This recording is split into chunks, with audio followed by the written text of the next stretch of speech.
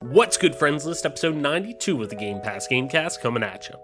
For years now, backwards compatibility has been a feature staple within Microsoft's line of gaming hardware, and with the newest console generation underway, it seems that isn't slowing down, including now the addition of backwards compatible titles heading to the xCloud streaming service. But while it's a nice feature for fans of the ecosystem to have, one thing Microsoft may be doing is helping the industry with an issue that many have worries in: game preservation. So, this week, we explore Microsoft's newest addition to the xCloud service and why the preservation of original Xbox and Xbox 360 titles is something that Microsoft seems to be getting ahead of to avoid potentially putting their IP at historical risk down the road. Also, the original source code for Ninja Gaiden Black may be lost forever. Call of Duty Modern Warfare gets a surprisingly new update and new maps. A new line of headphones for your Xbox Series X costs as much as the system itself, and much, much more. Coming up on the newest jam-packed episode of the Game Pass Gamecast. Now the fun begins.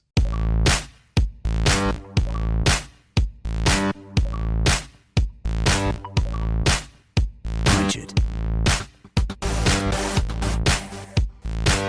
Stop! You violated the law.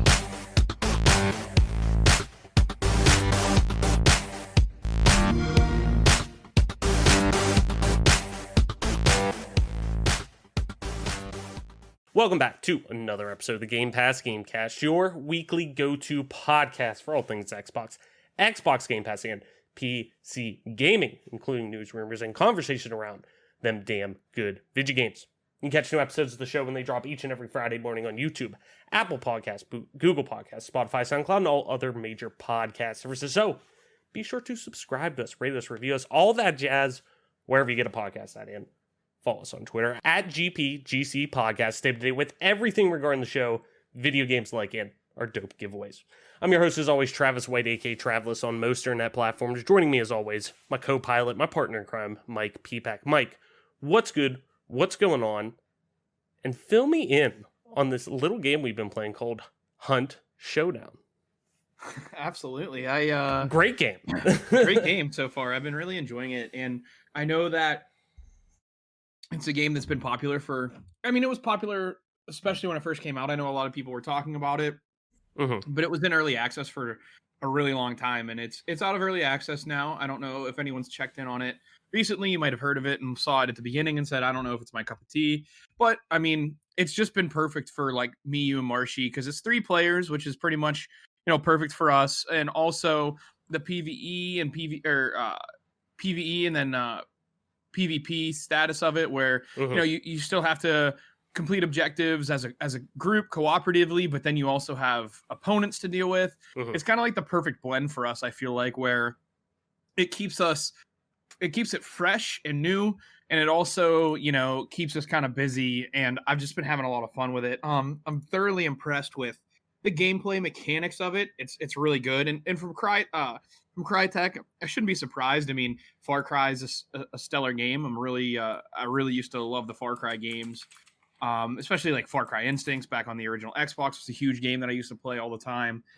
So I've been genuinely enjoying it, and I find myself wanting to gravitate back toward it. And with Halo 3, the next tournament isn't Sunday. It'll be the following Sunday. I'll actually be back in PA for that weekend. So both like the next 2 weekends I'll be back home. So I won't even be able to play Halo 3. That's the final H3 tournament on the docket. So kind of turning the page on that game a little bit. Finally kind of getting out of that. Some would call it a rut. I call it, enjoying a classic that I really love and love to compete on. So kind of making this full switch to straight up casual gamer is a little weird to me. It's out of my element, but luckily the Hunt Showdown has let me down easily because it has enough competitiveness to it that I genuinely do enjoy it. But it's also casual enough that I'm not like, when we die, does it suck? Yeah, but I'm not like super mad about it. Like it is what it is. It's cool. It's a lot less aggravating, I found, than like Apex or especially like Warzone. The reason being is you kind of come with a loadout that you're looking to use. And I think that that's something that is super cool about this game. And I'm hoping Halo Infinite takes a page out of their book going forward if they make a battle royale, which they're gonna. Mhm. But I really hope that that's the way they do it, because I get so annoyed with like, oh, loot, 10 minutes straight, Yeah. loot, and then you have one fight and you lose and you're done, back to the lobby, and it's like, god damn it. Where this game, you go in with what you're going to use the entire time, so you don't waste your time looting.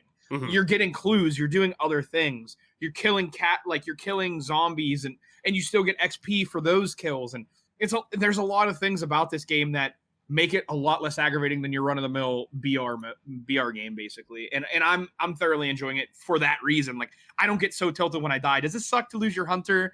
Yeah, but like, we're so new to it that we don't have anyone that's like super Right. legit, full max level. Like those things aren't true. Like, we're still figuring out the game. Mhm. So I just, I play it pretty, risky and fun, just trying to learn the nuances of it. And I've been having a lot of fun learning a new game. No, definitely. And I'm right there with you that this game really took me by surprise. And you saying Far Cry at first, I was like, fuck, they did make the first Far Cry. Like, that didn't hit me at first. That I totally forgot that, obviously Ubisoft still published it, but they developed the first Far Cry. And then like soon after, I think it was like 2006, something like that, like Ubisoft then picked up the rights, like bought the rights straight out and everything like that. And they went in a completely different direction. But and you wonder why it's never been good since. Right, yeah. I mean, I'm kidding. Yeah. It's different. It's completely different. Yeah, it's completely different than what that game was. And granted, when you think Ubisoft anymore, it is very instantly you think open worlds, large, I want to say dense, but sometimes there's a difference between, and not that I bag on it, because there's a time when I love the idea of sitting down and playing a Ubisoft open world game, like Assassin's Creed, like the modern versions of that, where literally you get to a point, and same with like, even you see it even with like their live service games, like The Division and things like that, but you get to a point where it's just like, man, I just want to play something. I don't necessarily need it to be that dense, but I love looking at the checklist that you find in those games with open worlds that you just go through. Oh, there's, here's a bandit camp, here's this fortress you have to take over. Here you get these collectibles doing this. You can, level up your character fast by playing these side missions. Like, all it is just a big checklist on a map, and sometimes that's what I want. So I don't mean to say I don't want to necessarily say, oh, just because there's quantity, there isn't quality. They usually find that good balance between there, but sometimes they do lean more into that quantity over quality at times, in my opinion. But I still love them for what they are. But I always forget that when I think of Crytek, I always think Crysis, because of how big of a Crysis was always that game that people talked about, but can it run Crysis? But can it run Crysis? It went from early PC gaming of can it run Doom to then, moving forward to can it run Unreal to then the big thing was like when we were in like late elementary, early junior high, like can it run Crysis? Crysis was always that like you need to buy a $6,000 computer to play Crysis. And then finally it came to like, consoles and whatnot. But I always think of Crysis when I think of them. Something I completely forgot about Crytek while we're on the subject for the next few minutes. They made Rise Son of Rome, which totally forgot about that too. Some people, like myself, loved that game because I'm a history buff. I love that game, and some people didn't, and I get it. It was very linear. I get that, but it was an Xbox One launch title. Yeah, take with that what you want. Yep, and I liked it a lot, but I also, before we move on, because I completely forgot about I got started into some of the trials last night because Adam told me he was knocking some of them out. Man, you're talking about like a game that's primarily multiplayer PvP online. Like their trials, their single player trials, man, they're pretty slick. Like they're basically training you to be better at the game, and you don't even realize it. They're like challenges where it's like, you're up in a bell tower with a sniper rifle, headshot 25 enemies in this time constraint. Like it's really cool how they did that. And I'm really loving like playing the trials, even in single player mode when you guys aren't on. So it's a really great game. We got it on sale, obviously. I've been loving it, but yeah, I mean, Hunt Showdown, can't say enough good things about it currently. Some of you guys might have tried it, might not have been your cup of tea, but right now it is certainly my cup of tea, and I feel like I'm speaking for the. I don't want to speak for you and Adam, but I feel like you guys have been enjoying it a lot too. Oh my god, yeah, and it's funny, like I really dug Valheim whenever we first started playing it, but it always it now granted it lasted much longer than most survival games do, but for me, there's an expiration date with like survival crafting games to a degree.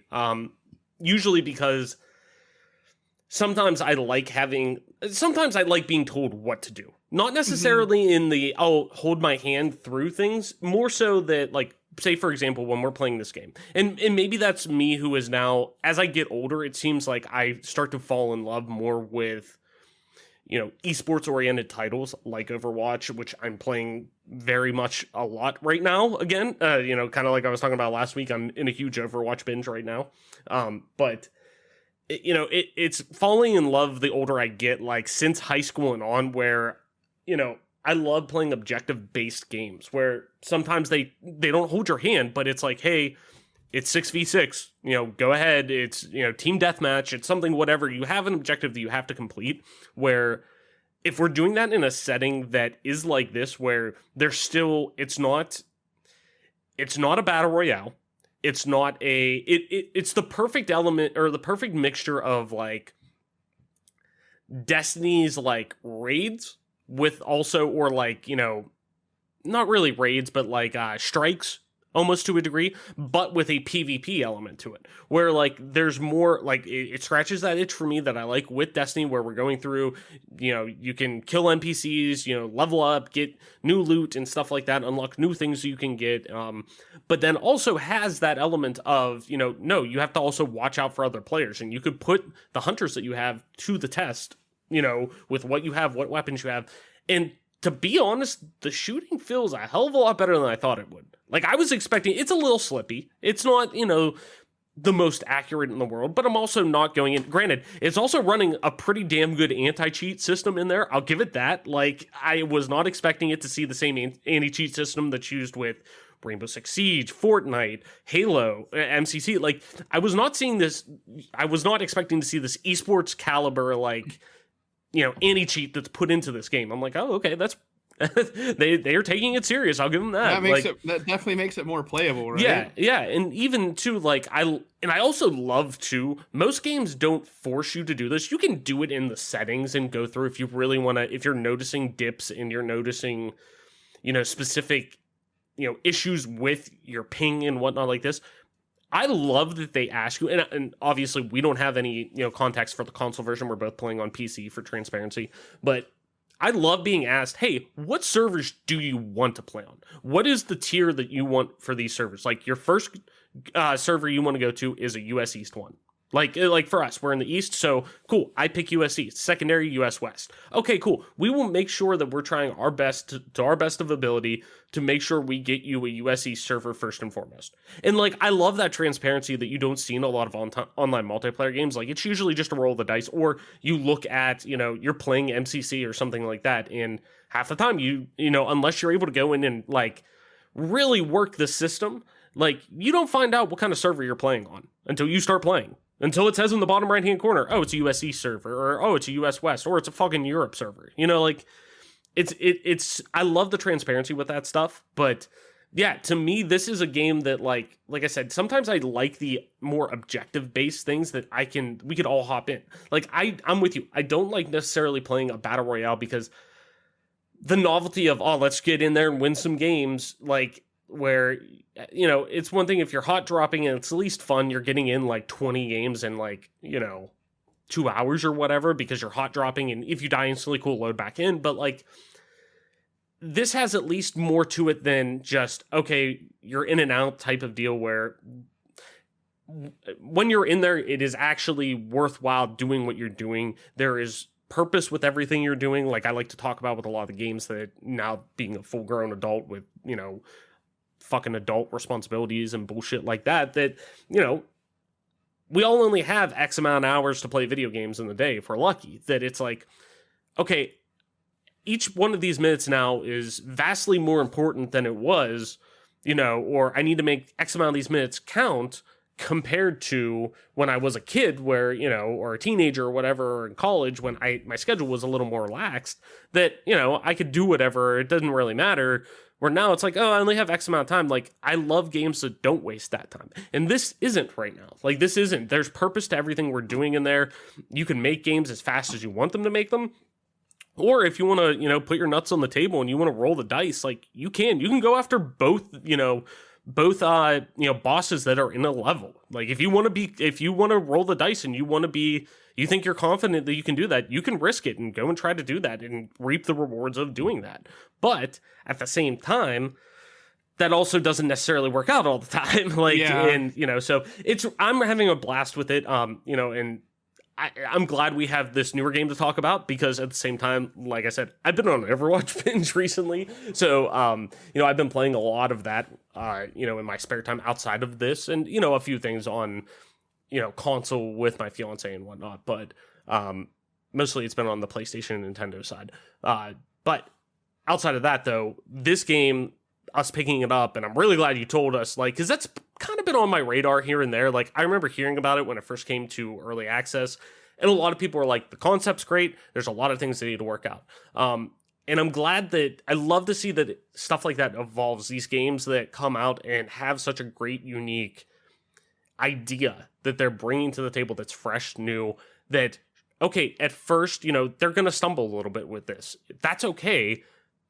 Mostly because it's an early access, and I don't expect a lot from early access games in terms of, like, what this isn't representative of probably what the final product is. But if the idea is good and the concept's great and the actual, you see the heart and soul that's being put into that game, like, I love supporting early access games in that case, because I want to make sure they get funding to complete this game. And, now that this game's been out of early access, like, a lot of people that I've heard talk about this game over the past, 6 months have been like, no, this ended up being pretty damn polished and it's pretty good. So I'm really happy with it so far. I can't wait to keep playing it. I could probably talk about it all day because I want to play it later. So, and I have to edit the show and everything because I got a ton of work at actual work tomorrow. I'm going to be gone all day. So we're recording a little bit early. So I got to hustle to get this done because I would like to play this later. But Mike, before all that, let's head into Button Mash. If you're new to the show, Button Mash, we run through our quick hit news articles for the week before we get into our big topics. And there's a few big topics we have this week, but let's kick it off in Button Mash, starting with new maps have been added to Call of Duty Modern Warfare. Not Cold War. We're not talking Cold War. We're talking Modern Warfare. That's right, the 2019 game, including the classic Kill House, despite Activision having seemingly ended support for the game after the launch of Call of Duty Black Ops Cold War. The new maps in Modern Warfare's rotation are Kill House, Al Rab Air Base, a 6v6 map, and Drainage, a new map for the gunfight mode. There's also a new Kill House 24/7 playlist for anyone looking to play on Kill House constantly. Hello Games has announced No Man's Skies Expeditions, a new update that adds multiple upgrades based around going on missions with friends. The update launches today, as we're recording. That's hot off the presses. Expeditions Flagships feature is a new mode that features rendezvous planets, worlds where players all start in the same place and can embark on expeditions together across the galaxy. These expeditions can be planned using a new expedition planner menu, which will help keep everyone in the team focused. Expeditions are made up of phases, which are split into milestone challenges. While this does add focus, Hello Games promises that milestones are open-ended and can be completed in any order, which preserves the freeform nature of the game. Also, shout out to fucking Hello Games with No Man's Sky. I remember picking that game up on Black Friday the year it came out and kind of rolling the dice on it, being I've heard horrible things about this, but everyone loves the concept. And I keep going back to how transparent Hello Games was post-launch with the backlash they had. They didn't make excuses. They didn't do anything like that. Sean Murray and his team put their head down, went to work, went dark, but they went to work when they did that. And they came out saying, we've heard everything you say. Let's fucking work on it. Let's address every single thing you had. And now No Man's Sky is one of the most popular games in terms of online multiplayer experiences that people love. The community is ravenous for this game. If you're in the No Man's Sky community, you are balls deep into it.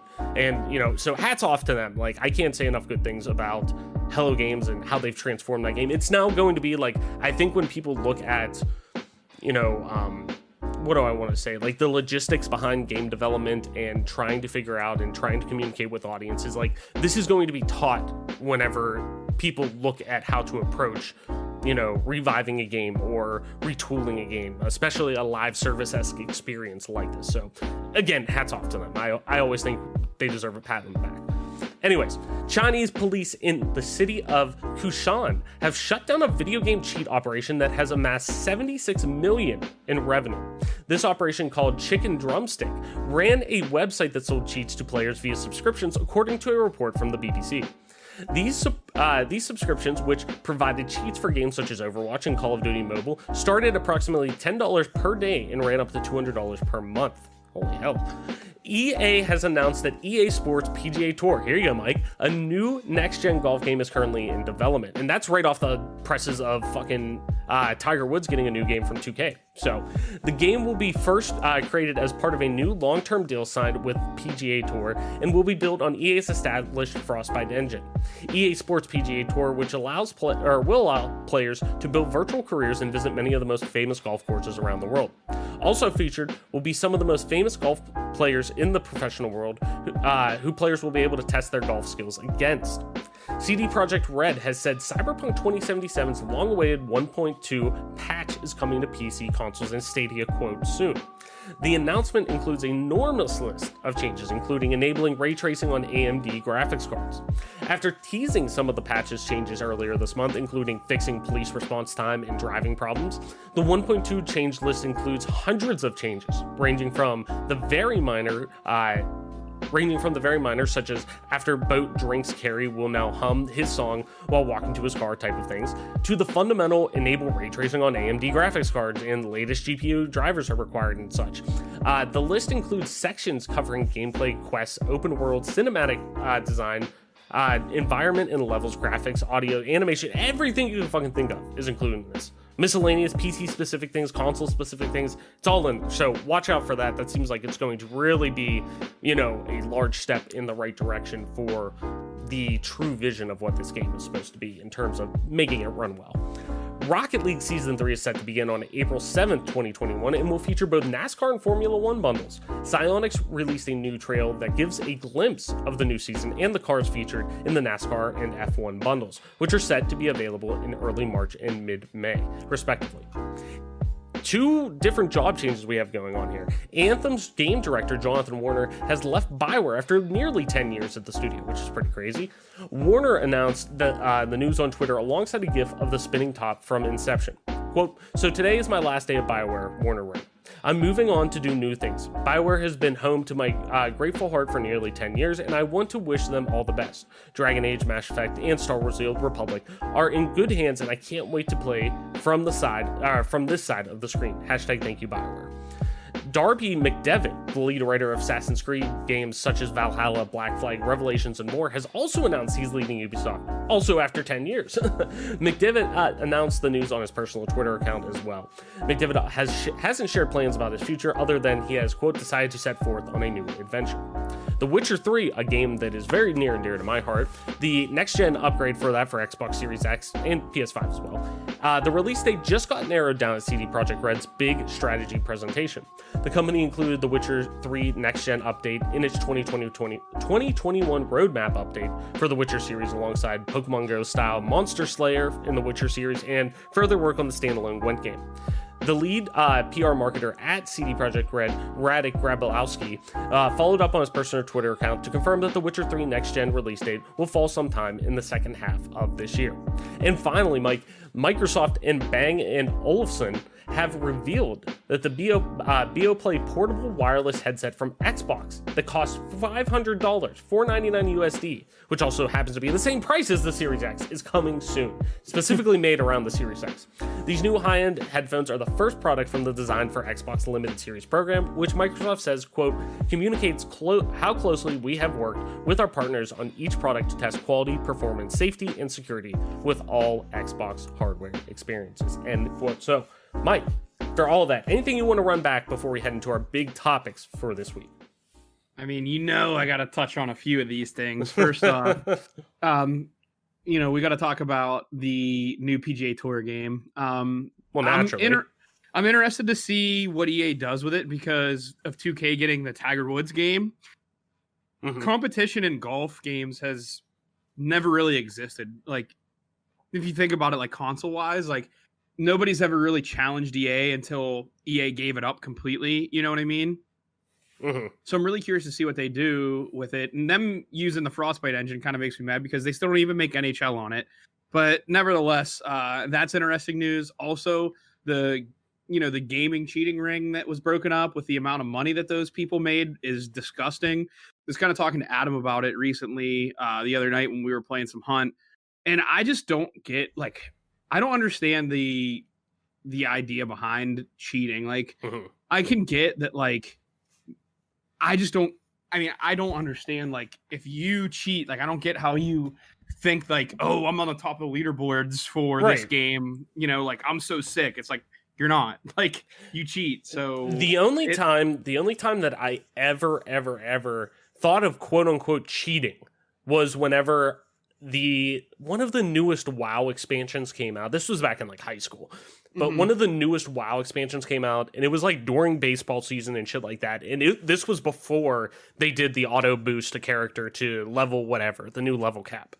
And like I thought about doing like, okay, maybe I'll buy like a farming bot just to like farm levels so that I don't have time to sit there and dedicate, 6-7 hours a night to play this game right now outside of school, baseball practice, hockey conditions, shit like that, where it's like, I want to play that. I want to play the new content, but I don't have the time to do that, where it's like, that's not, playing a competitive shooter or anything like that, where it's like, at that point, if you have an aim bot or, something like that, where, it's not, to me, that's just a waste of money, because at the end of the day, like, what does that prove? Like, if you're trying, you do that. Like, for example, right now playing a ton of Overwatch and seeing that the chicken drumstick, what a name too, for the cheats that they have, like, covers Overwatch. Like, to me, okay, so what are you gonna do if say it's a aim bot, or it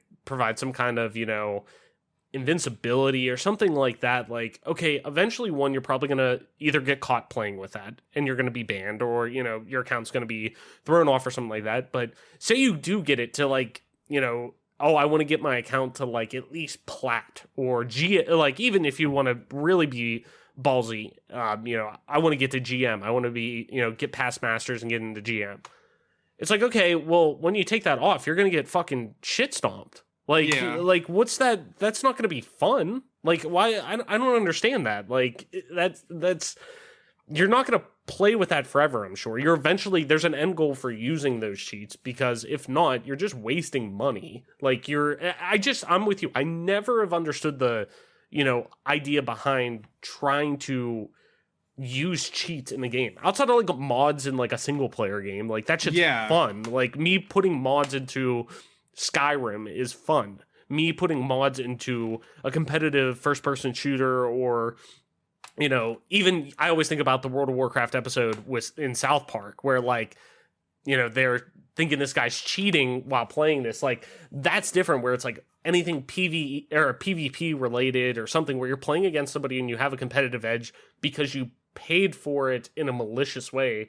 It's just fucking stupid. It's just it's really crazy. And, like, I won't say that I haven't cheesed games, whatever, but using that's totally different. That is completely like using different. Outside assistance is, like, disgusting to me. I can't say I can't believe people do it, because obviously people do it constantly, but it is crazy to me that people do it. So it is what it is. I'm glad that they caught them. I'm glad that they got rid of those chumps, and hopefully this will get rid of it, because with CS:GO, it's just out of control. Like, I'm talking like, I would try to play CS:GO even with the $15 premium matchmaking add-on. And people are just spin botting in the fucking warm-ups. It's just out of control. It's like, why? So we would just leave the game, because it's like, I'm not going to sit here for 16 rounds and get pounded into the dirt by people who are obviously cheating. Mhm. And then like the first round, like I run up banana on Inferno. Mhm. I shoot at someone who is literally not moving. Neither am I. I have a Glock. I sit there and shoot at him and don't hit him a single time because he has anti-aim on. Yeah.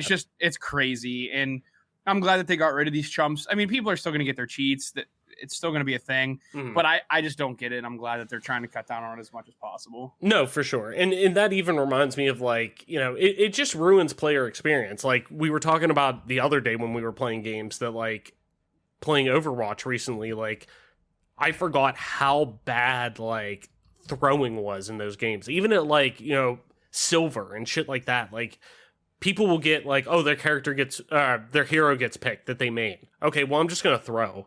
And it's like, well, why? Like, you'll see people just like, you know, either just sitting right outside of spawn, like spinning around or doing whatever. I'm like, that's such a waste of time because then I can't, if you're not leaving, I can't leave. And even if you do leave, yeah, after 2 minutes, I'm not going to be penalized. I'm still going to take a loss. That's still going to hit my, you know, ding my SR, which really, that doesn't fucking really even matter. But point being, though, I'm wasting my time. You're just wasting everyone's time. Like, yeah, it's just shit like that just hurts player experience. And like, you know, people wonder, or, you know, you'll see communities wonder why, like, they get bad reps and stuff like that. While, you know, I'm sure the vast majority are good, but, you know, you hear about, it's always the negative stories that gain the most light. And it's like, Overwatch has kind of been notorious for that to a degree. Well, and it's just shit like that is a lot of the reason to blame because you'll see it in, especially like, mid to lower ranked, you know, when you're talking about the 99 percentile of players for the most part, like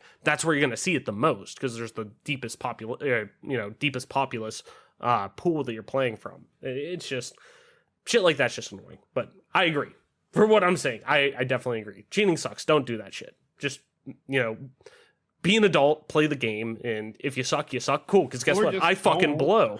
Yeah, or just don't do it. If you don't like the game, don't play it. But even if you suck and you're having fun, that's all that matters. Like, realistically, at the end of the day, you know, unless you're not going pro. I'm not going pro. I suck at a lot of games, but I have a fucking blast playing them because I just enjoy playing them. Like, that's what it's all about. Right. If you're not enjoying it, no matter if you're winning, losing, whatever, then I don't know. Don't play. Find a new hobby.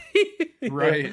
Anyways, though, Mike, let's head into our big topics for this week. And we only got a couple this week, but some that are kind of interesting. And one that I really wanted to talk about that I thought was really interesting, and the timing is really interesting, especially. And that's that xCloud, Microsoft's game streaming service, you know, whether it's on your, you know, phone, soon to be on your computer, soon to be on your console, I'm sure. Like, the big thing that is built into Game Pass Ultimate now, their cloud streaming service on your phone, Android at least, iPhone's coming soon, but they've now added original Xbox and Xbox 360 games. Some coming to the service. They're now arrived. They put 16 on there, I think it was.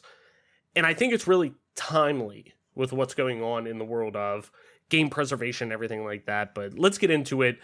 This article comes from Tom Warren over on The Verge, as always. Link in the description, especially for Tom and all of our, you know, obviously all of the articles really. But we pull a lot of stuff of Tom's. Usually it's like once a week, I feel like we're at least pulling from. He does great stuff over on The Verge. So make sure you go over there and give all of our authors that we pull from a click and whatnot. Really does go a long way with them. But let's dig into it. Microsoft is bringing 16 original Xbox and Xbox 360 games to the company's Xbox Cloud Gaming xCloud service today, as in right now. You can go do it. Titles like Elder Scrolls 3 Morrowind, the original Banjo-Kazooie, and Fallout New Vegas are all now available to stream to Android devices.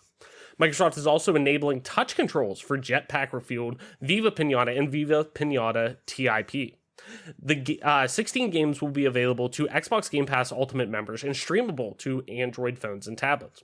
Quote, we've listened to the feedback going all the way back to our earliest cloud gaming preview, and making games from previous generations available on mobile devices has been one of the most requested features by the community, says Microsoft.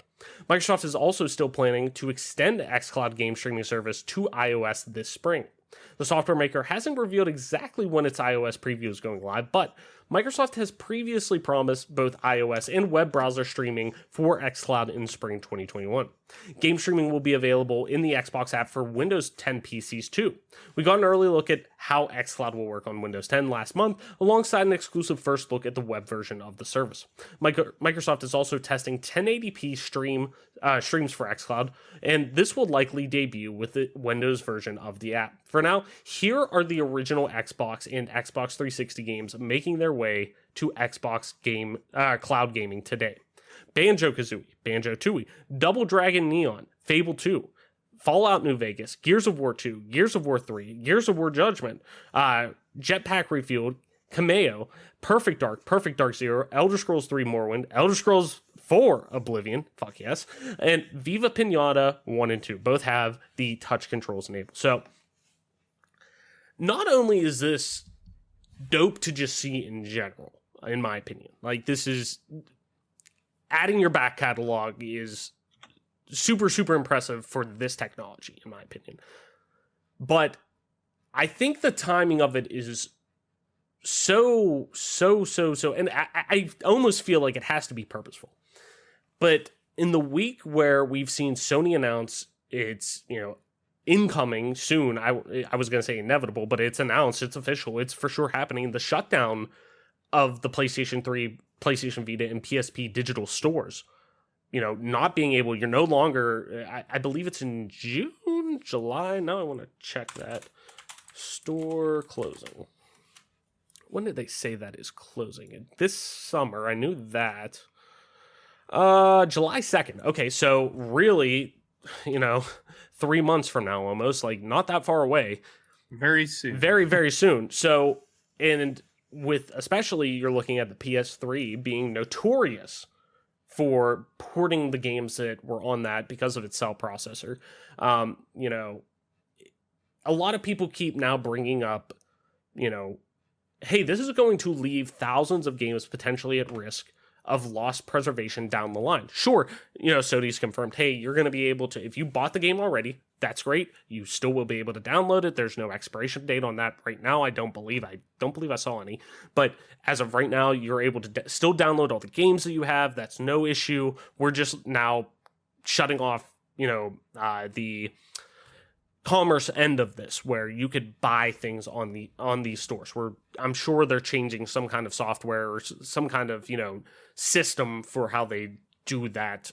That's a little more modern, I'm sure, and they're leaving that in the dust. But it really shows Microsoft's commitment to its back catalog of titles, and really, in a roundabout way, preservation with games, and these games from, I don't want to say a bygone era, but going from now, games stretching back 20 years ago, where we're getting into that time period now where it's even games that are 10 years old are kind of potentially at risk now. A certain sect of games, especially from a system that was very successful at the end of by the end of the generation in the PlayStation 3, that a lot of games that didn't get ported over to PS4 and even Vita too. Somebody who owns a Vita, like the 3 people out there who own a Vita, I'm one of them, that there's a lot of great games on there that aren't available on PS3, PS4, whatever, that never made those port jumps that are now stuck out there. So when you look at Microsoft, it's crazy to see what they've done in that end without necessarily, I believe they did make a statement recently, like it was today or yesterday or something like that, regarding it, saying like when somebody asked about it, them saying, obviously that's one of the things that we are focusing on, preservation, making sure our games are playable and this and that, but it never really was brought into the light like this because it's just been so natural for them. They've supported this now for multiple years. So the fact that I can now bring my Oblivion save from 2007 that I have from my 360 hard drive that I still have, the fact that I can take that save that I have from that I started in, probably actually started in 2006, bring that forward and play it on my Series X is crazy enough. But now that I can do it on my phone from the cloud is unrivaled right now. I don't think anything's really truly being able to do that level of, what do I want to say?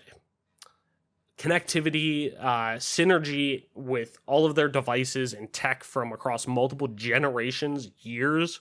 It's unrivaled in my opinion. So Mike, do you think moves like this will be viewed more as, hey, it's a throw-in type of thing? That's great. Backwards compatibility.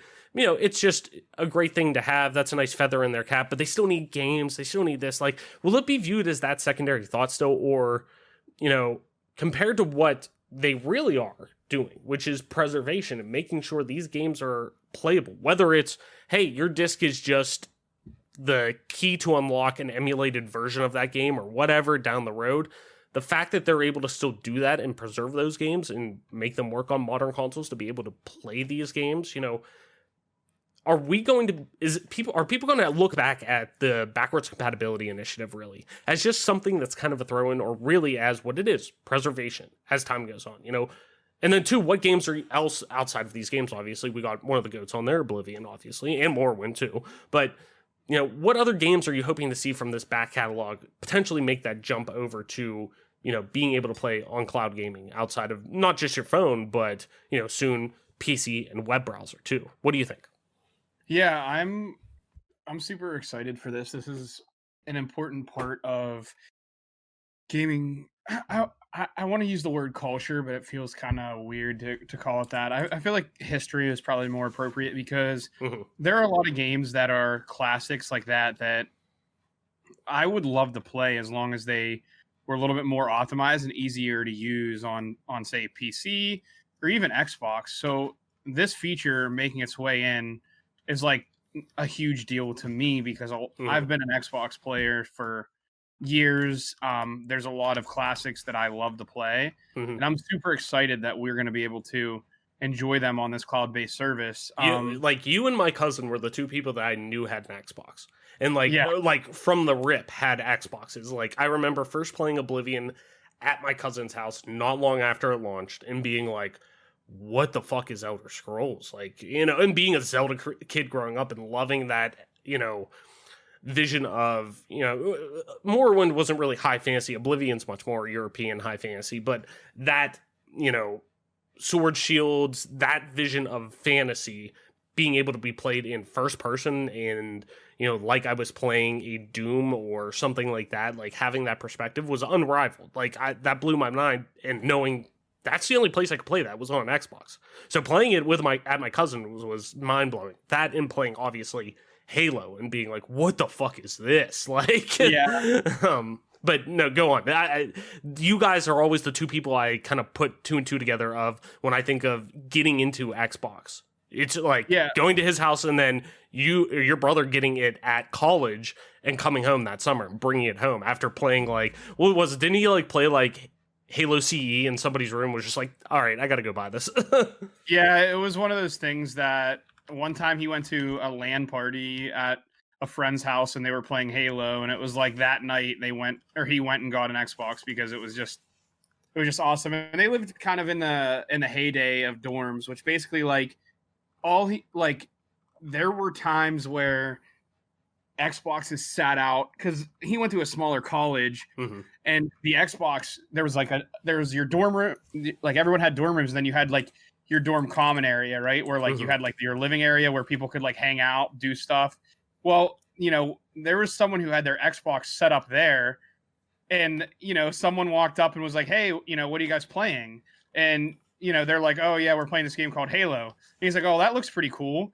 And that kid like came back later with another Xbox. So now they had like multiple Xboxes set up in their dorm like common area. Right. And there was just a LAN running like 24/7 basically. So that's when the Halo 1 saga really started, and the Halo saga for me really started. But when it comes to games like this, Fallout New Vegas, I'm looking forward to hopefully getting my hands on like Ninja Gaiden.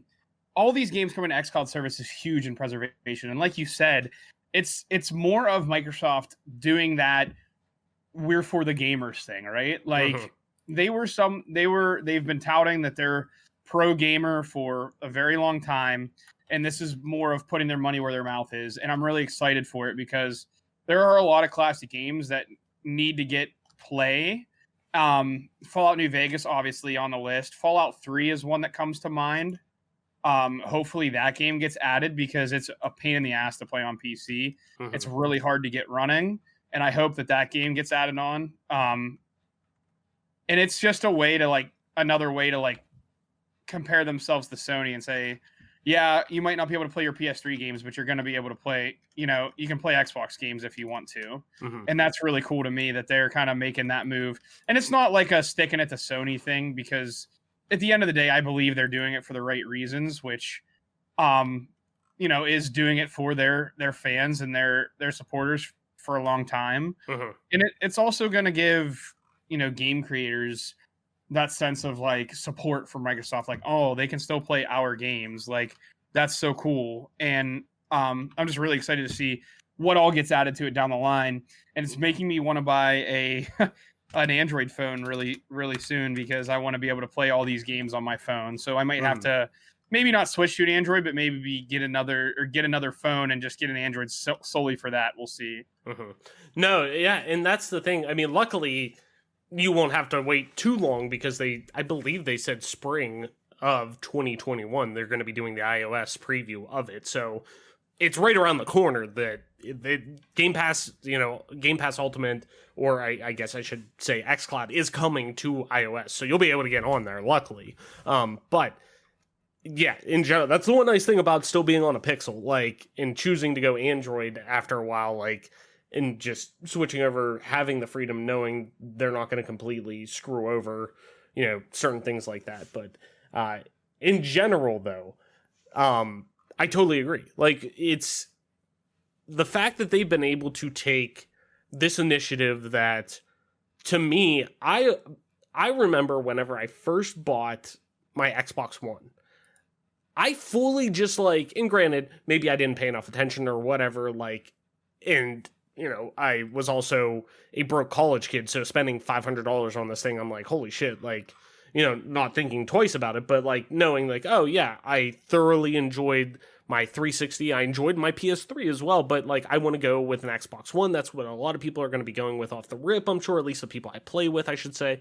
I'm going to get that. And, it was I missed the initial launch, but then I was able to get one in December, January, something like that, right after it launched. But I remember buying it and being as soon as I left the store, it hit me. I'm like, fuck, that's right. This isn't backwards compatible. It's not like the 360. I can, and I'm thinking, well, fuck, I gotta leave my 360 plugged in, because there's a lot of games I still play on there. There were no NHL games on there. There were no, any of the FPSs that I played on there, like Halo and stuff like that. That's not on there. Yeah, I'll get to play Call of Duty Ghosts on there. Cool, I guess. But that, it's stuff like that, both systems off the rip, not both PS4 and Xbox One, not having that backwards compatibility, that kind of, it hurt. And that's why, I applaud both Sony and Xbox, but especially, or Sony and Microsoft, and especially Microsoft, because of them doing the full suite for the most part of backwards compatibility, outside of obviously some outliers and whatnot. But, at least Sony getting on that train now with the PS4, because even now, when I boot up my PS5, I'm playing a majority of the games are PS4 games backwards compatible, just because there's only a handful of games. The only PS5 native games I have are Spider-Man Miles Morales and Assassin's Creed Valhalla. And those are the only two that I have that are actual native next-gen titles. But, having that backwards compatibility, especially in this situation, especially with what we've been hearing, now with Sony confirming, yeah, we're shutting down the PS3 store. We're shutting down the Vita store and the PSP store, which, as somebody who owned all three of those systems, yeah, I've moved on to different things,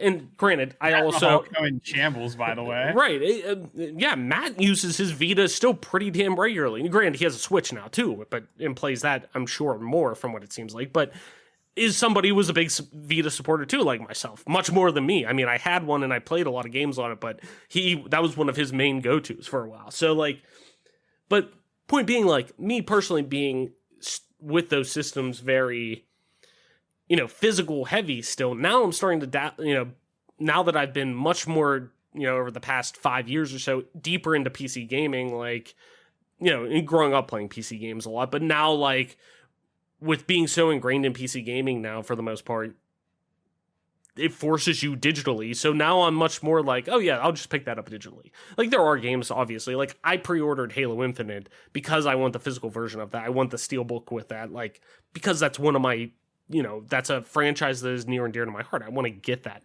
When the inevitable, Elder Scrolls 6 comes out, I'm gonna do the same thing. It's just one of those things that like there are those certain games like The Last of Us Part 2 got the nice big collector's edition with that.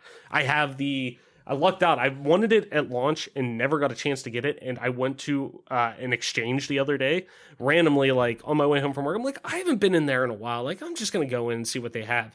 I was finally able to, because I was, right out of grad school at that point, didn't have like any money. So I was only able to get the standard version, but I finally found the collector's edition of Overwatch, and it was like $40, like complete in box, everything like that, huge collector's edition. I was like, oh my fucking god, let's go.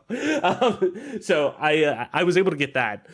So I love doing stuff like that for these games that I love, but like I'm starting to get more digitally, and that's the one thing that kind of like, I'm not one of those doomsday preppers where it's like, you're only getting a license to the game. They're going to pull it all from you. They're going to do this and that.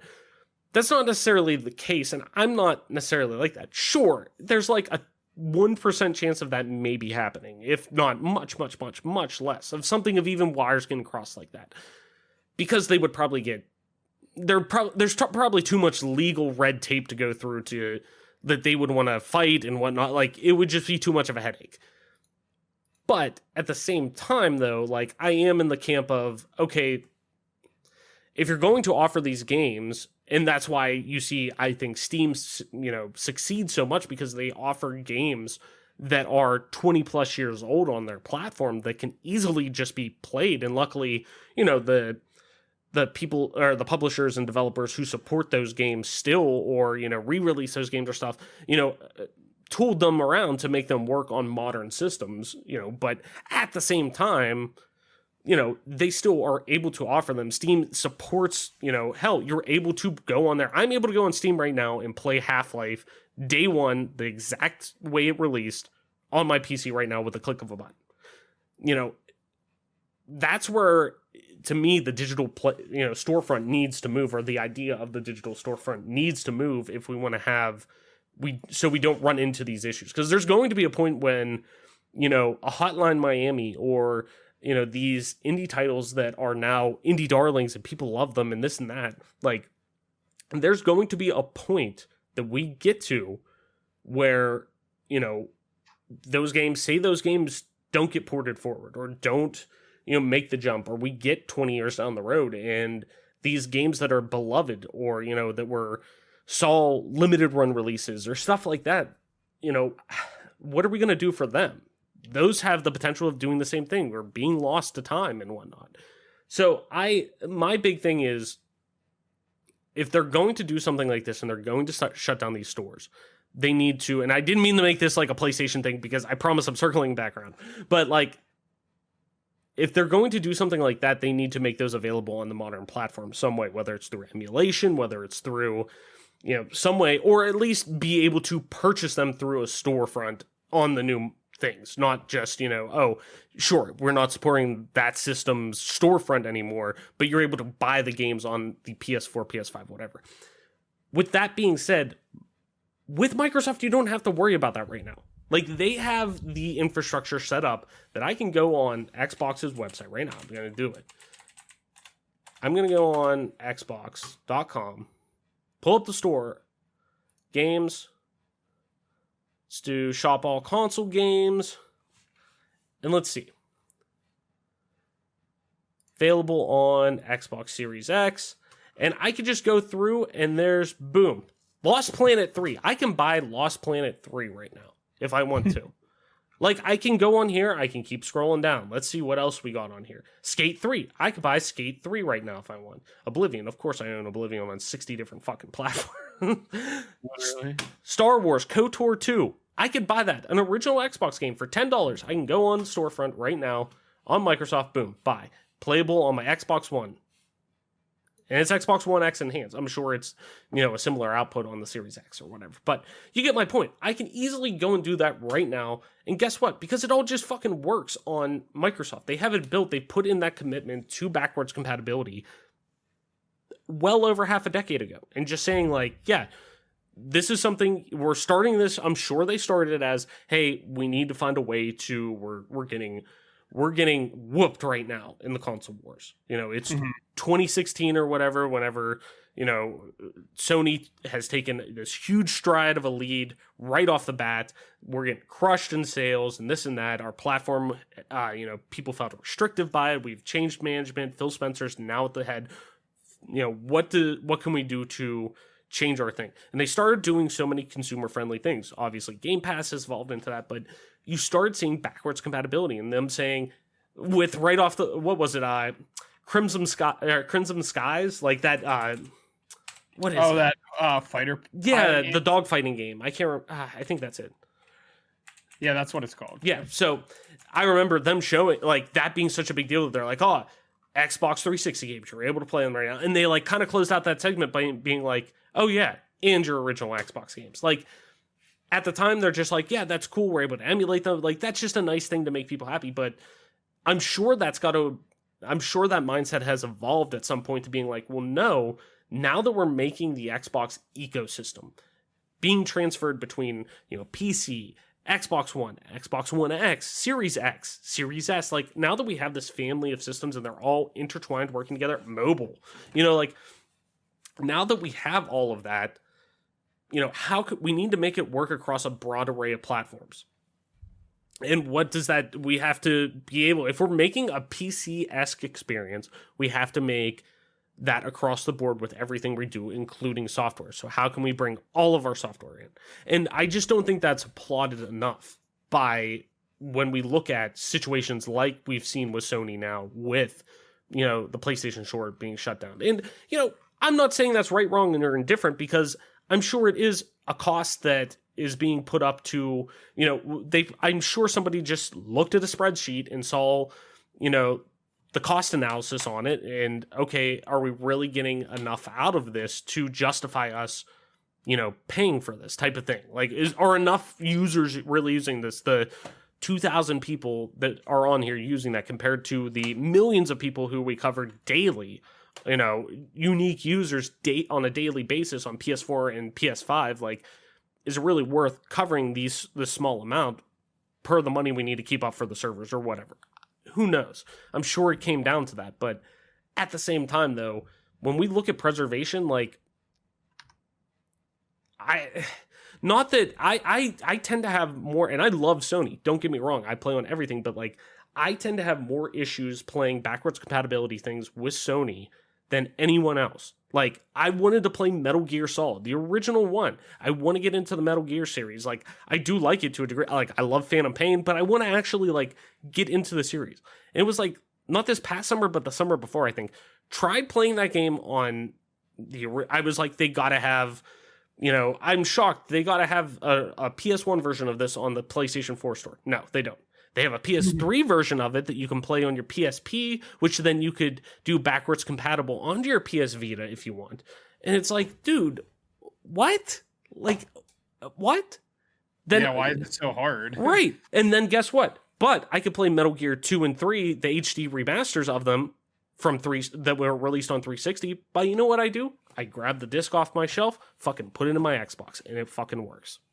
Like, there's something to be said about that commitment that now is going to be, it's no longer just a nice throw-in. It's going to eventually be, hey, we have a platform that's built in stone, ready to go whenever, that will make our new, especially now with the amount of, amount that they put into making, to their commitment, I should say, to the future of game development with them, with commitment to strong IP in the future from them, and these great exclusives and things that you're going to get in the Xbox Xbox ecosystem. Those new IPs that they develop and these new experiences and whatnot, they're safe with Microsoft now because you just know they're going to work moving forward. You'll be able to play those games forever, knock on wood type of thing, but they at least have the, the skeleton and the foundation there to carry them forward, saying, let's just keep building upon this. So, and I just don't think that's applauded enough. And it's transformed now more from that's great to see, to, no, this is something pretty big that is really starting to shape how we preserve games on a mainstream level, on a day-to-day consumer level, and not just, a museum-esque experience. We're actually, this is preserving these experiences for you, me, whoever plays video games, who just says, yeah, I want to go, it's the Nintendo issue of them locking so much of their stuff behind, certain systems. And if you want to play Final Fantasy VI, you have to go and buy an SNES Mini. It's like, dude, come on. Like, no, I can go now and just buy, or you have to have a subscription service. At least that's a little bit better with Nintendo. Like, yeah, you have access to it, but you have to have a subscription service. Microsoft is just leading the pack when it comes to this stuff, and I think that's going to really pay off long term. So, and it's great too, because now I can fucking play Oblivion on my phone, and I can play that at all points. So that's great. But Mike, before I ramble on too long after, let's head into our final news story, and this one's going to be a tough pill for you to swallow, I'm sure. Looking at I'm sure this is going to be. I'm sure it's going to be rough. I'm sorry ahead of time, but Ninja Gaiden 1 and 2's code has been lost, so don't expect a Ninja Gaiden Black remaster. This comes from Joe Screbbles over on IGN, as always, link in the description. The Ninja Gaiden Master Collection team was, quote, unable to salvage code for the original versions of Ninja Gaiden 1 and 2, meaning it had to include the newer Sigma versions of these games. That also means that we'll likely never see new versions of Ninja Gaiden Black or Ninja Gaiden 2 outside of their original Xbox home. Once again, though, back to praising backwards compatibility with Xbox, because you can at least fucking throw the disc in there and it'll be good. Anyways, speaking to IGN, head of Team Ninja, Fumiyaku Yasuda, explained the choice of the Sigma editions in the Master Collection. Quote, the reason we chose these 3 titles for the collection is because they represent the latest installments of the numbered series, and they also have the most polished versions featuring many additional modes and costumes. Furthermore, when we worked on Sigma and Sigma 2, we went and collected as much of the data as possible and organized it. And since we could fully utilize that data, Sigma and Sigma 2 became clear choices for the collection. However, we were unable to salvage the varying assortment of data we had left from Ninja Gaiden Black and Ninja Gaiden 2. And for that reason, we currently don't have plans of remastering Ninja Gaiden Black and Ninja Gaiden 2 on non-Xbox platforms. The Sigma versions of Ninja Gaiden 1 and 2, as well as Ninja Gaiden 3 Razor's Edge, all made changes to the original versions of the games, as well as Ninja Gaiden Black itself, a remixed version of the original Ninja Gaiden.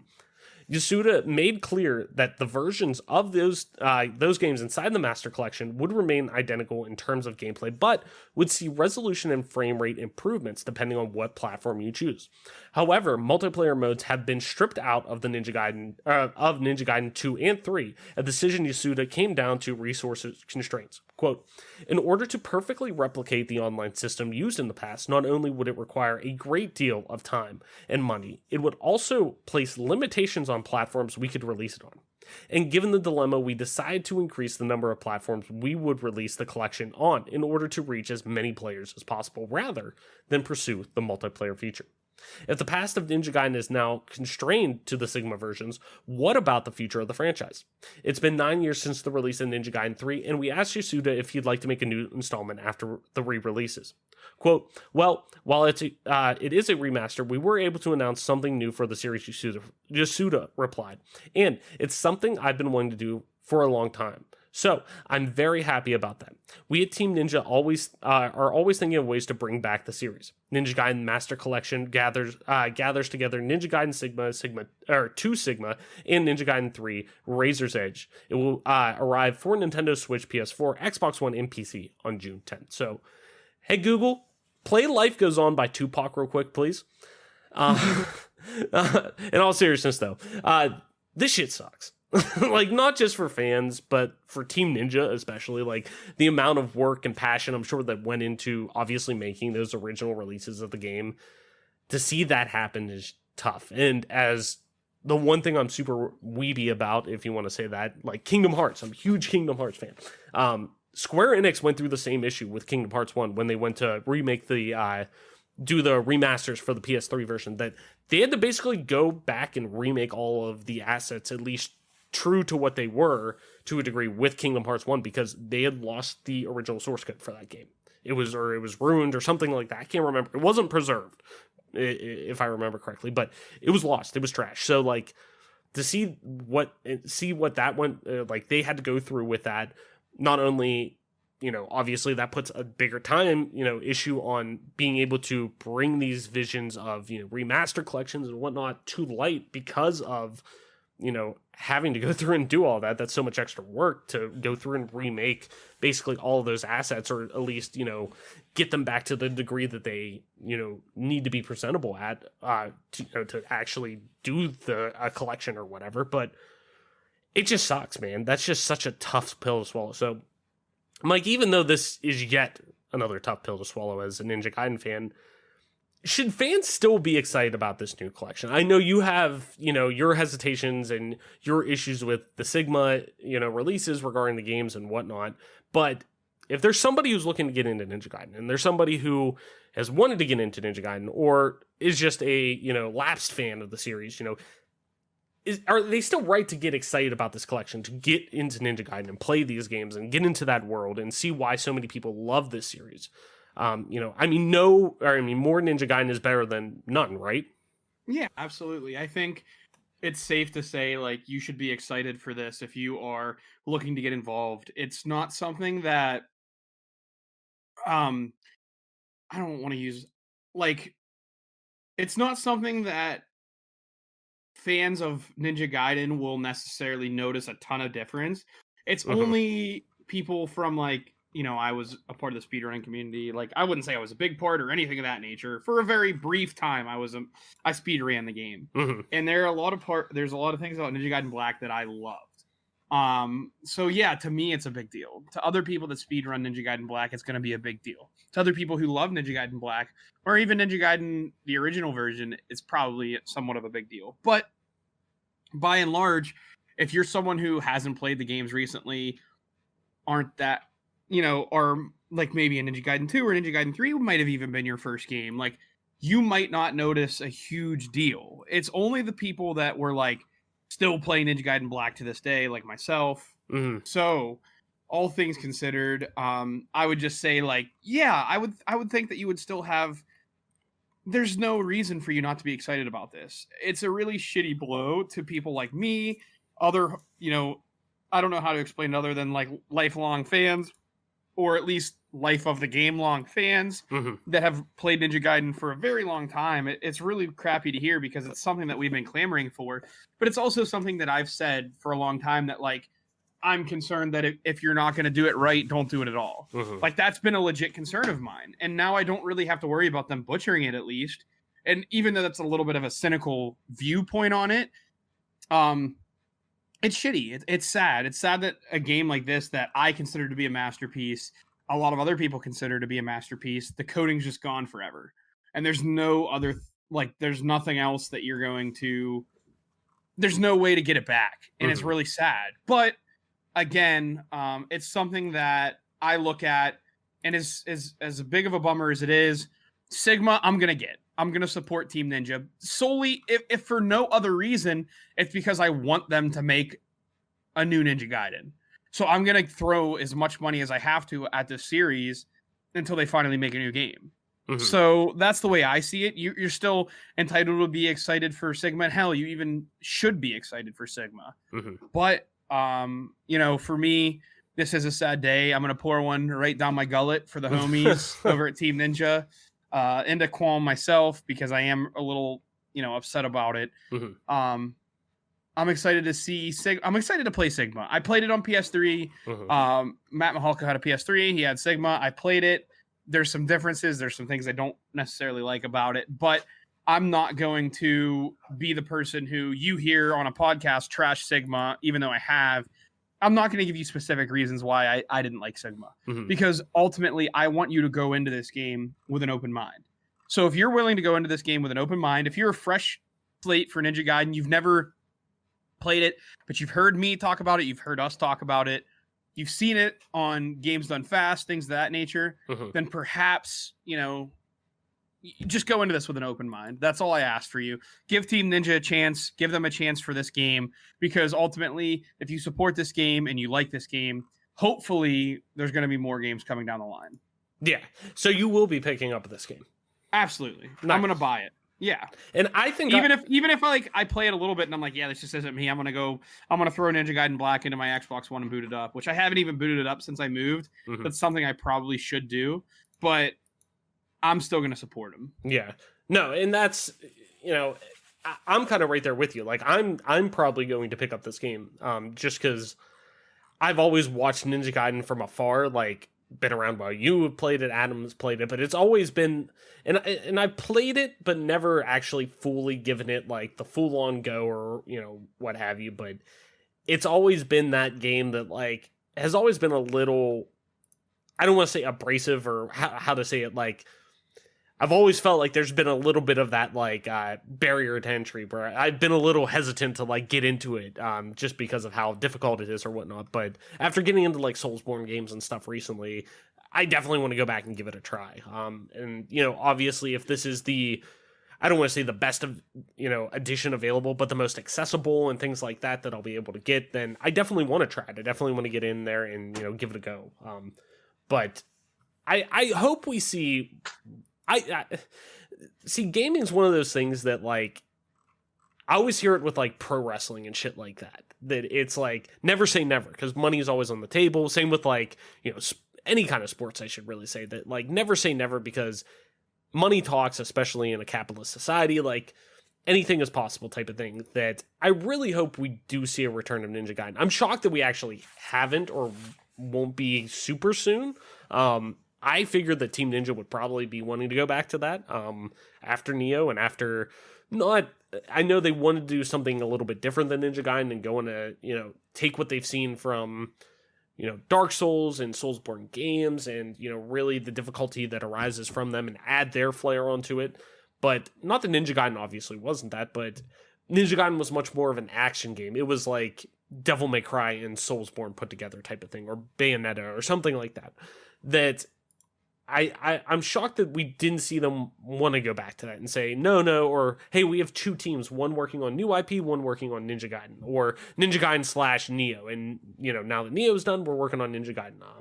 But that does think that, we're not seeing that now. But I definitely think we will eventually. So what would you want to see from a new Ninja Gaiden? I think I've kind of asked you that before, but I'm just curious now that we kind of like danced around it a little bit. Like, what would you eventually want to see from them?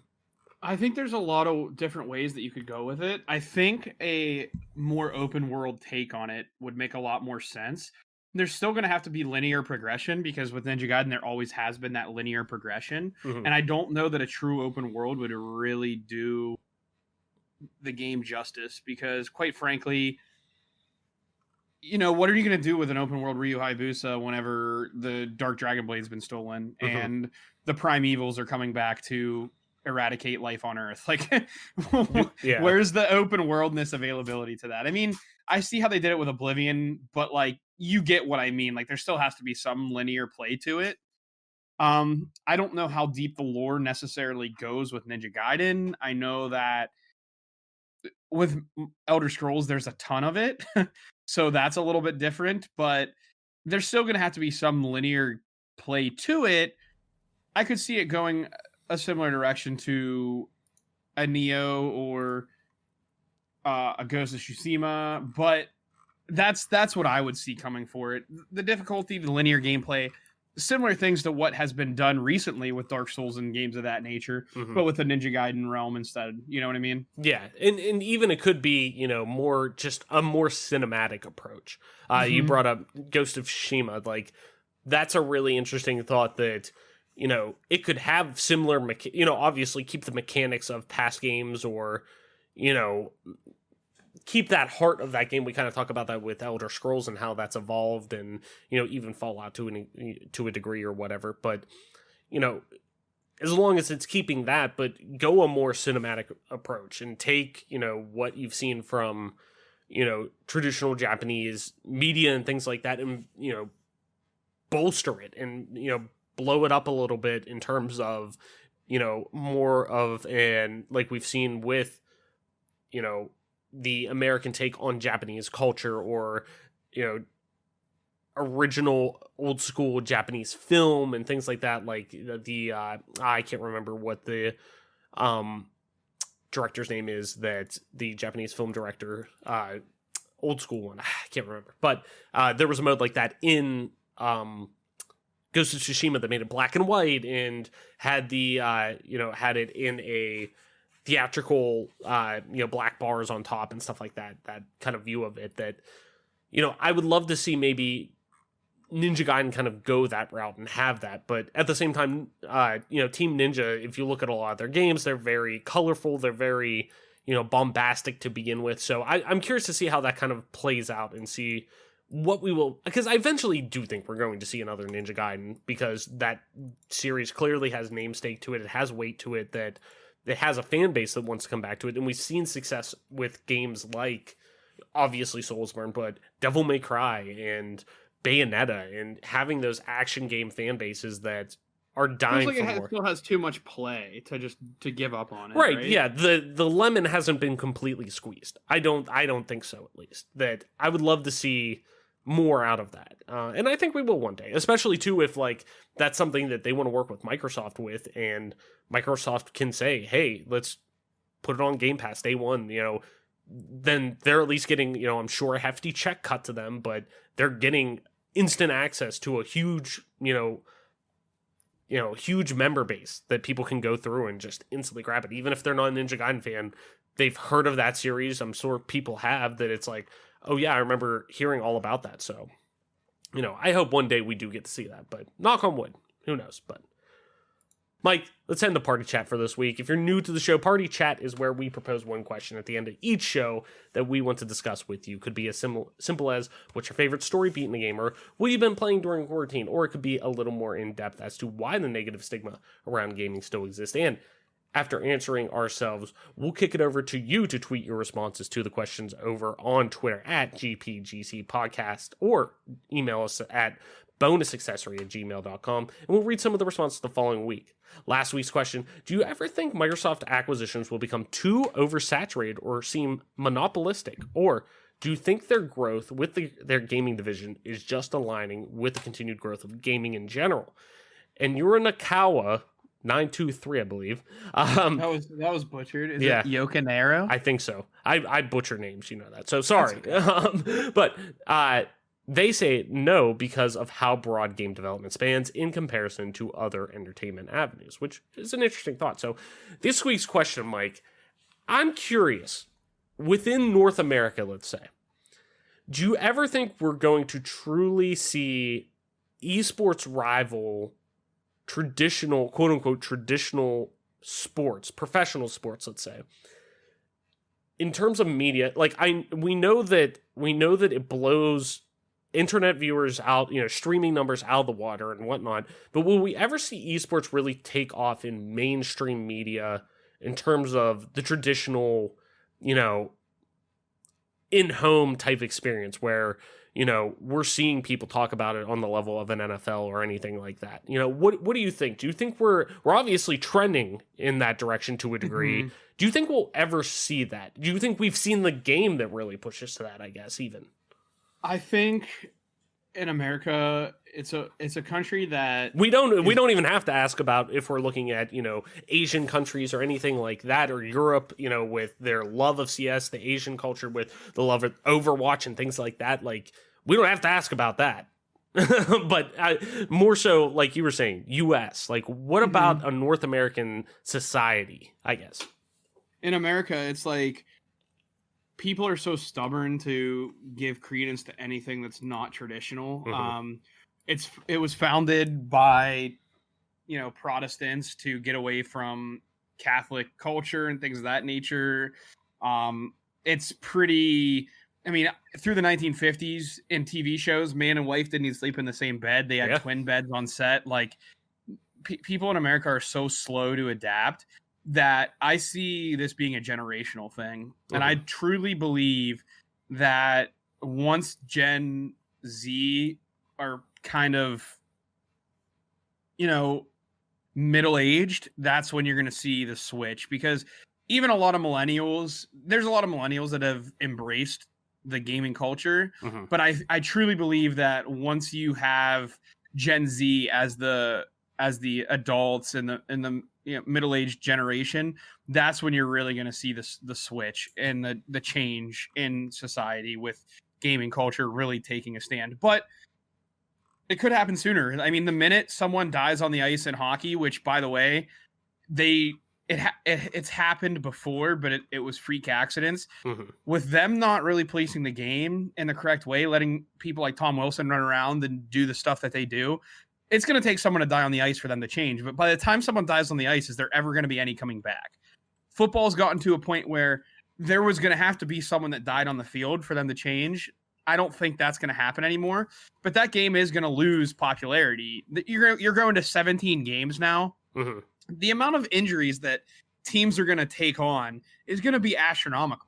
You're going to see like Mo Williams come out. Well, I guess, rest in peace. Fuck, I forgot. But you're going to see like some really like off, like you're going to see like 45-year-olds trying to suit up and play football to finish the season because the human body just can't take that much. Mm-hmm. That's where esports kind of branches that of where the human body can kind of take and what it can take for entertainment value. Mm-hmm. That's where I see it coming. I think it's going to take, if you're 20 years out yet before that happens. Right. And I hate to say that because I'm a person who really does support the esports scene, but it's not for everybody. Mm-mm. And it's becoming for everybody sooner than later. But with millennials and things of that nature, there's too many people that are just against the grain because they can be, because they think it's cool. Mm-hmm. And it's really Gen Z who are so open and welcoming to everyone, Mm-hmm. that are so supportive of everything, which is a good thing. And it can be a bad thing, but mostly it's a good thing. Mm-hmm. I see them as the pioneers of that industry for sure, as far as like acceptance and normal culture. Mm-hmm. If I use normal in like air quotes, you know what I mean? Right. No, absolutely. And I'm right there with you. I definitely think we have a bit to go, but the leaps and bounds we've seen with esports, and it's very much still in a, I don't want to say a wild, wild west form, because we're starting to see more organization and solidification of structure with esports. Definitely over the past 5 to 10 years. But it's still in that infancy stage that we're seeing that initial boon, and, we're seeing a lot of people want to get into it. We're seeing tons of money being thrown at it. And, it's, I thought we've seen, and I think we may have seen the game with League of Legends being that game.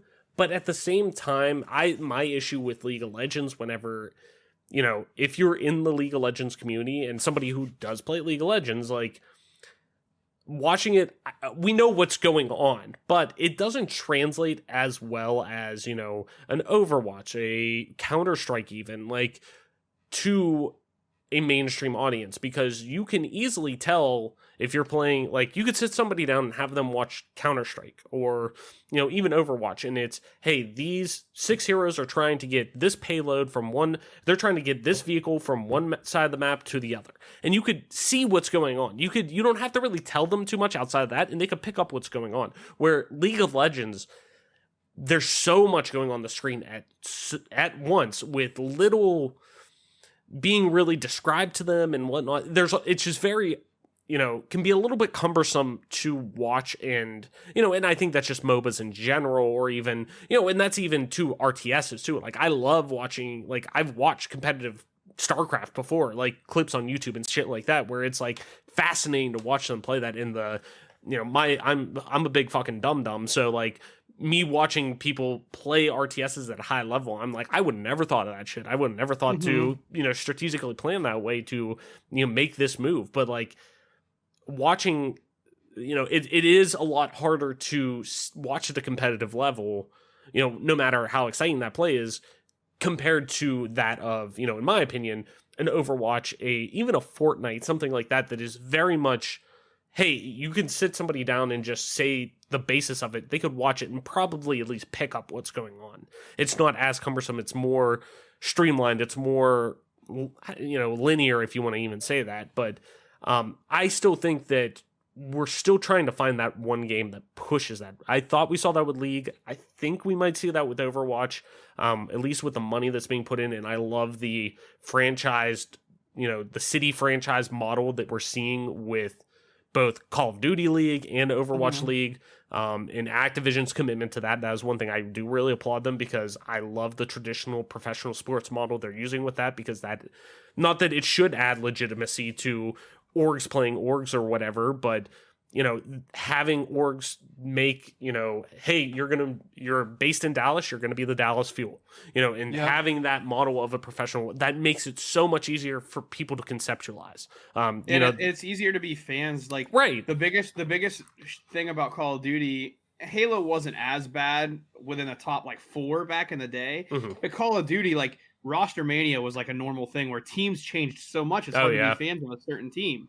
Now with the franchising, there's a lot less player movement. It's easier to be fans of a team when it's like that. Right. Yeah. And I'm totally with you. And I think that it's a great first step. And I'm really excited to see what the future kind of brings for, esports in general. But I think we're definitely on the right trend. We're just quite a while off still. It's going to be a while. But Mike, I think that's going to do it for our episode this week. Why don't you tell people where they can find you on the interwebs to talk about all the shit we talked about, the awesome commitment to backwards compatibility, the sad news about Ninja Gaiden, anything we talked about? Where can people find you on the web to talk about all of the nerdy stuff we talked about today?